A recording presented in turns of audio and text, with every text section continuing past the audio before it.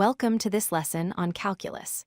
Today we are diving into a fundamental application of integration, finding the area between two curves. You might already know how to find the area under a single curve, but what happens when we want the precise area trapped between two different functions? We will learn the method often called top minus bottom. Let's start by visualizing the problem. Usually, an integral calculates the area from a curve down to the x-axis. But here, we have two functions, f of x in pink and g of x in blue. We want to find the area of the purple shaded region that is trapped specifically between these two boundaries. Notice clearly which function is above the other. To understand the math, imagine slicing this area into incredibly thin vertical rectangles. The width of each rectangle is a tiny slice of x, called dx. The height of each rectangle is the key. At any point x, the total height of the slice is the value of the top function minus the value of the bottom function. So, height equals f of x minus g of x. This leads us directly to our general formula. To get the total area, we sum up all those thin rectangles using the definite integral. We integrate from a to b, which represent our left and right boundaries. The integrand, the part inside, is simply the top function f of x minus the bottom function g of x. Just remember, top minus bottom. But where do we get a and b?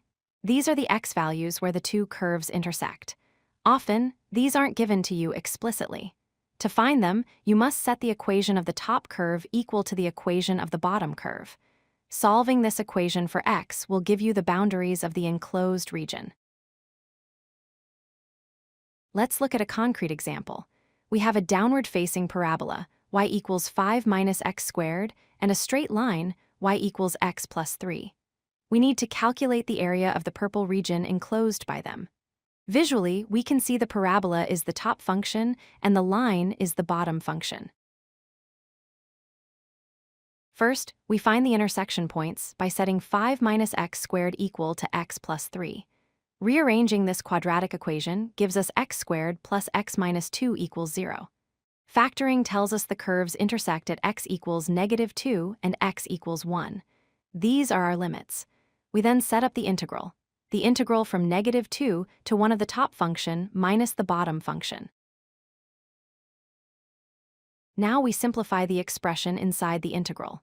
Combining like terms gives us 2 minus x squared. Next, we find the antiderivative, 2x minus x squared over 2 minus x cubed over 3.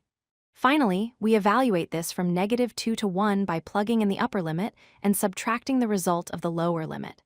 The final answer is 4.5. Sometimes, the curves might cross each other within the interval you are looking at. Notice here how the pink sine wave starts on top, but then dips below the axis.